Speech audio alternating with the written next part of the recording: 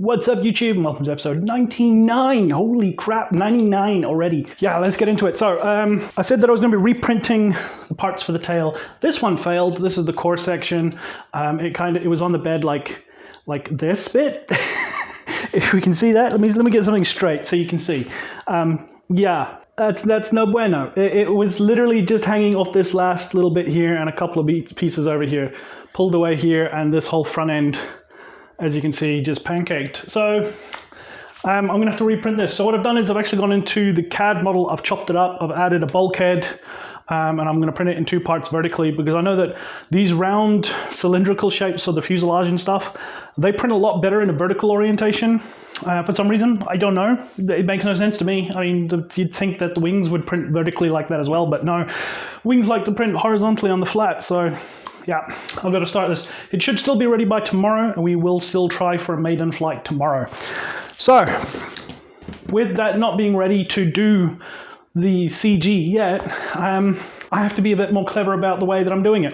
So I'm going to show you guys how to find the CG on something without the part. You can see here's the old tail. I've chopped it off. You can see a little bit of carbon fiber in there. That's off here. I broke this off so it'd be easier for me to chop it off. I weighed up how much this weighs. I've got my really fine scales, weighed up how much this weighs. And then what I've done is I've taken a couple of bulldog clips and a hair tie, and I've got this set of weights for calibrating scales.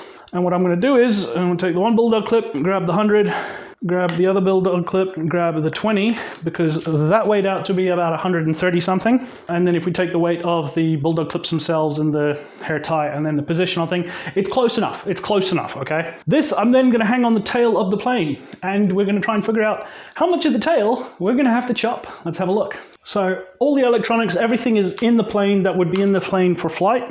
Let me just grab the hatch, stick it there for now. Right.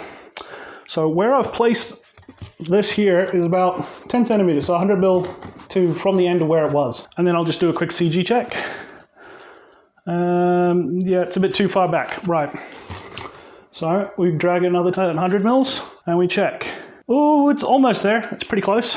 Oop, grab another about like 50 mils. There we go. I'm happy with that. So that's pretty much how I'm going to work it out. Just like that. It's a little bit nose heavy. We're going to have to chop about 250 mils off the end of the tail there. Maybe a bit less because the tail has to sit over it and it's going to overhang. So because the weight of the tail is spread out a little bit, I can't just chop it here and go, right, that's where it needs to go. So when I get the new one printed, I'll cut it to about here. I'll put it on, I'll check it. It's not enough.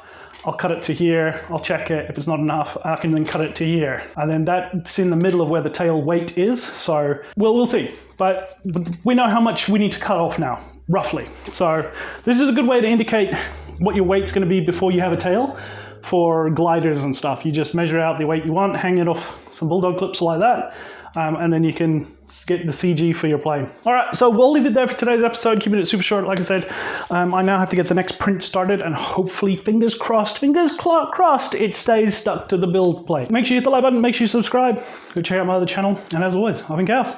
And until next time, expect the unexpected, and I'll see you guys later. And a special thank you to all my patrons that help support the channel.